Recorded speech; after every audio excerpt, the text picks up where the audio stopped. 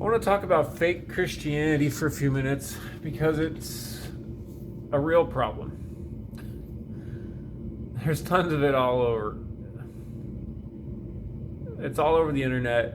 It's in real life. It's just. And here's the worst part about it.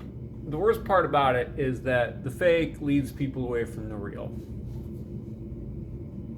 How do I know? I lived it for decades. Ask me how I know. The fake kept me away from the real for decades, okay? But the worst part that I see happen is that tons of people see the fake, recognize it's fake, they connect it with Jesus himself, with Christ, with God, and they go, oh, this thing that's claiming to be them is so fake and phony and so obviously not authentic, not loving, not flipping real, so they're not real. If you don't think that's by design, you haven't thought it through. Let me let you know a little secret. Religion's biggest job in the world is to lead people away from Him. That's religion's main purpose. It's a substitute for relationship with Jesus himself, with God, with their spirit of what? Spirit of truth. There's a reason why he's called the spirit of truth. And religion is the exact opposite. Okay? And the problem is that religion steals his name. All the time. But here's the important thing to remember. That doesn't mean that he's not real. And I want to speak to people who don't believe.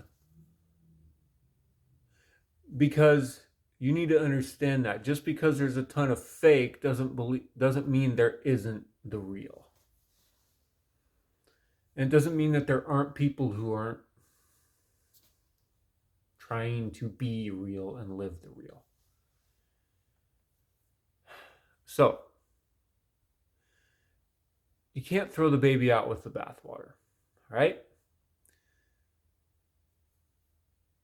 How do you avoid all this? The solution to all this, for anyone, is you have to go to them personally. Them. Who do I mean them? I mean Jesus himself. Okay? You have to go to him personally. Okay? I personally don't even like to call him Jesus anymore. I say that for my viewers' sake. What's his name? His name is Yeshua. Just like, right? My name is Jesse. If somebody says, what am I supposed to call you? You call me Jesse. That's my name. Right? That's the same with him. One time I asked him, like, what am I supposed to call you? Because there's so many titles, right? He's like, well, what's my name? Why don't you call me that? Okay. So you have to go to him personally. What will this do? This will convince you of the truth of them, and it will keep you from being deceived by all the fake. Have you ever seen that example where someone holds up a piece of paper? They did this to me in college. They were like, what color is this piece of paper? And all the students go, it's white, right? And the person goes, oh, well, what color is this? And it's right? Then you realize this one was kind of dingy yellow, right? And then he does it again, and this one's dingy yellow compared to this one. And he does it like 6 or 7 or 8 or 9, 10 times. So you finally get to a piece of paper that's actually white. And you're like, how did I ever think that one was white? you ever had that experience? It's the same thing. When you get to know Christ himself, you clearly see what's not of him. That's how you know. That's how you tell the fake from the real. There's no there's no other way. There's no other way to tell fake things than than by knowing. There's no other way to tell fake things well than by knowing the real thing. It's how it works in life. It's the way it works with tons of things. You works that way with money. People who can tell real money, they can tell fake money, right? People who are good at it.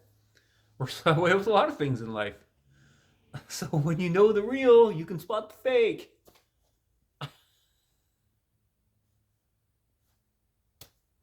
Thank you and have a nice day.